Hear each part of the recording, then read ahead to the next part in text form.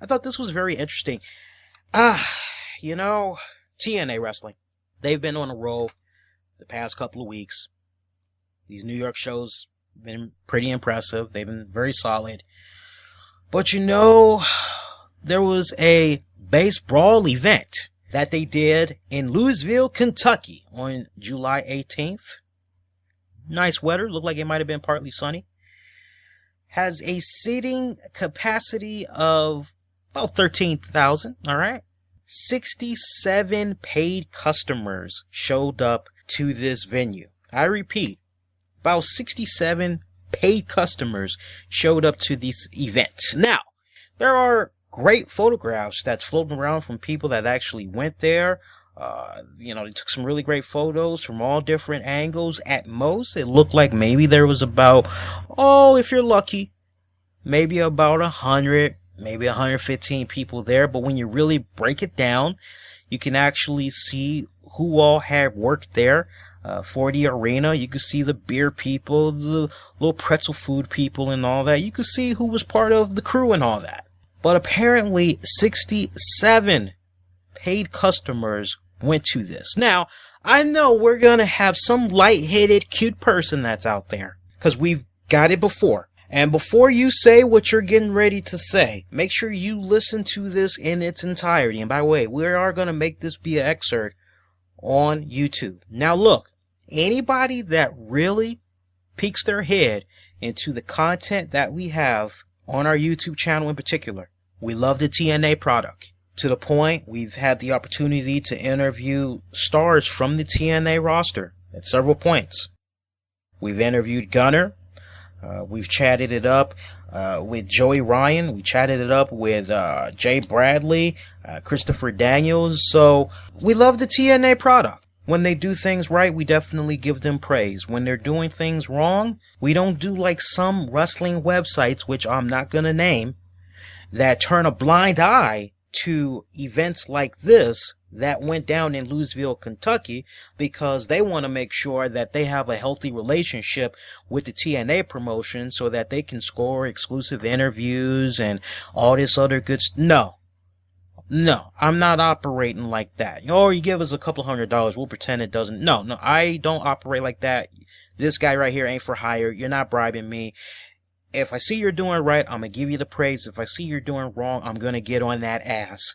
Now, to the cute person that's going to come out there and say, I don't go to these wrestling shows to count the people that's there. I go there to have myself a good time. I'm going to say it to you one more time, and I'm going to continue to say it even when I'm blue in the face. This is very alarming on so many levels, because you look at the New York City shows, did phenomenally well.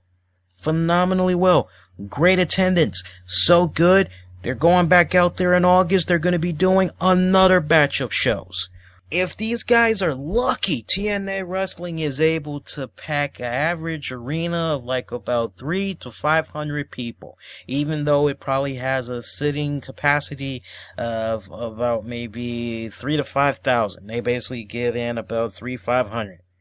And they just basically have them all get as close to the ring as possible so that it can look kind of good for TV purposes or whatever like that. All right? You should be alarmed by this for the simple fact, and I gotta use a really great analogy here. I gotta go with that music analogy, because the music analogy, everybody can relate to music. Just think about your favorite band. Your favorite band of all time that you know every single time you go and you see them, they usually have great sold out shows.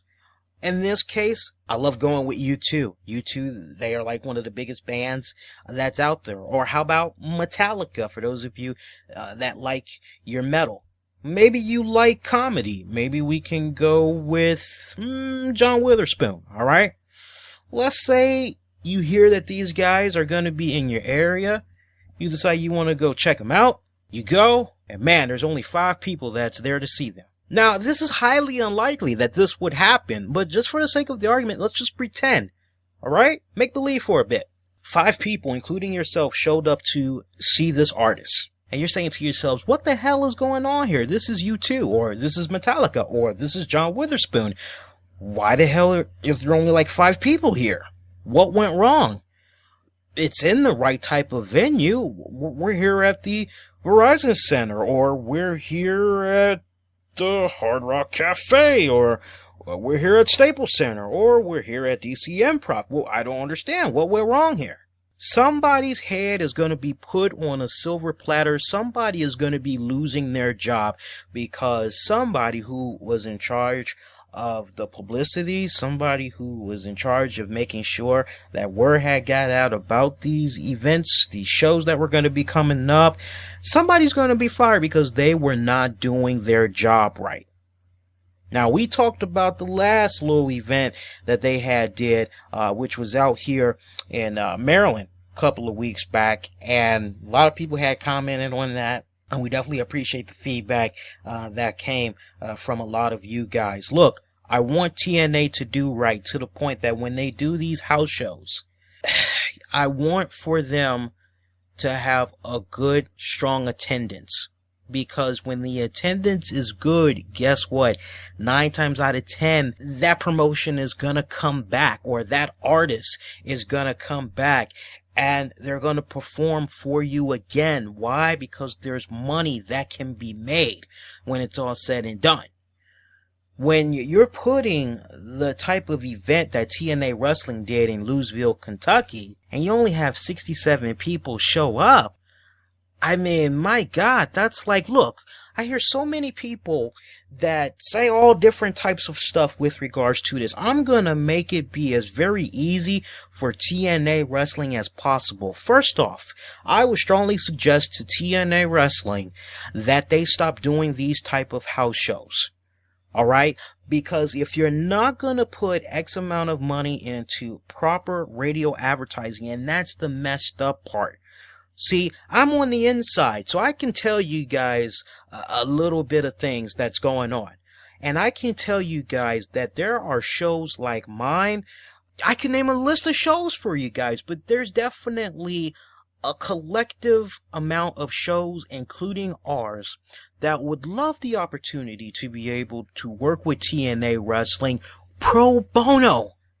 Just to be able to interview a TNA Wrestling star, talk nothing but about TNA Wrestling, and help them promote whatever fucking event that they have coming up. Because we appreciate the TNA product. We love the fact that they're providing a different alternative to whether WWE, Ring of Honor, Evolve. We just want to do our part to help them, because there's that part of us that believe in the product, and we want for them to succeed. We want for them to do right. We want to get the word out and help them get as many eyes on whatever event they're going to be doing as much as possible. There's a lot of us that would do it pro bono. And unfortunately, our shows meet a lot of resistance from the people that are in charge in the PR department. All right? Point being, I'm not going to put his name out there, but he knows exactly who he is. There have been times in the past where either myself or Tammy has put in a request to interview certain wrestlers from the TNA roster. And we tell them, we say, look, you got this event that's going to be coming up in several weeks, or hey, you got this house show that's going to be coming up in a couple of weeks. We want to do our part for free and promote this event. We've got the numbers, here's the stats, here's everything that you need to know about us. We've been around since 2011. We got great social media reach. You won't be disappointed working with us. If you need some samples of interviews that we've done, check this out, check this out, check this out. Here's these links. And I can't tell you how infuriating it is to get a message back from their PR person, and they basically go, in a nutshell, they're being picky. They're being picky. So you can grant an interview to a guy that stutters, he has a serious speech impediment, and he's fixated on knockouts. He's fixated on nothing but girls. Doesn't care about the guys. He's fixated on talking to the TNA knockouts. So basically, you can grant this guy interviews. And he doesn't have any type of reach whatsoever. The only thing that's interesting about him is the fact that either him or he's able to get into his parents' wallets to always be able to travel to the US to see key TNA pay-per-views, etc. But you can't deal with a podcast / live web show that's been around for some years, has great reach, has a great fan base. That doesn't make any sense. The only thing you're doing with this guy is feeding his ego. You guys know it. You're like, wow, how did this person get an interview with so-and-so? And they've only got like 10 people following them on Twitter. They've only got like 15 likes on their Facebook page. And they've only got like 100 views on YouTube. What the hell are they doing? What fucking lies did they give?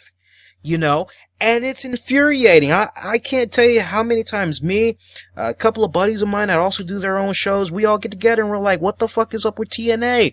Why are they giving shows like ours the cold shoulder? We can actually help them. So that's their first problem right there, is that the people that want to help them like us pro bono, they don't come to us. They're too good for us, basically. They got their nose all up high and all that. Now, that's no disrespect to the TNA wrestlers. No disrespect to the TNA wrestlers. I gotta give it up. I'm not going to even mention his name, but one TNA wrestler in particular, he was very kind to me and Tammy. He was like, I'd love to do the show, but you gotta talk to the PR guy. And I'm like, oh, let me guess. So-and-so? Yeah, that's him. And we told him, we said, look, we keep meeting roadblocks with this guy. Is there any advice you can give? Yeah, just stay on top of him. And on that note, we told the PR guy, look, so-and-so said that they're free. They would love to do the interview with us. They would love to stop by our show. Can we make this happen? If you need a recap on our show, what we're about and all that, blah, blah, blah, blah. We got met with a stone cold wall. All right? So that's TNA's first mistake right there, is when you have an opportunity to not be in a position where you're wasting money for radio advertising and other types of advertising. You got people that want to work with you for free. Then you need to take advantage of that. All right. And if you're not going to take advantage of that, and you're not going to be as aggressive, mildly at least aggressive, with the promoting of these house shows that you're going to be doing, then you know what? Maybe you should stop these house shows altogether and look at the people that have been put in charge of making sure that these house show live events has certain numbers as far as attendance goes. Now, here's the other thing. I'm saying something new right here. Well, everything I said was new, but I'm getting ready to hit you guys with a really good, strong dose of reality right here. And I want you guys to tell me what you all think about this idea. And this will also be an excerpt on our YouTube channel. You can also interact with us there and on Twitter and on Facebook. But how about this, guys? I want to get your thoughts on this. If TNA Wrestling is going to continue to do these type of house shows and the attendance is poor, how would you guys feel about having the ability to be able to see these house show live events live from the comfort of your own home through iPay-per-view? Would you guys pay to see what happens at these house show events? All right. I want to know, genuinely, if they said to you, look, we're going to charge $5. $5, you get access to this TNA house show that's going to be going on for about 90 minutes. Just $5. Maybe you can see key storylines continue or whatever, man. If they just charge you $5 to check this out, would you check it out? I want to know. Give me your comments. Give me your feedback. But for me, I'm just trying to look at it in a way where they can make some type of money off of this. All right? Because it's obvious that some type of money is going to need to be made off of this.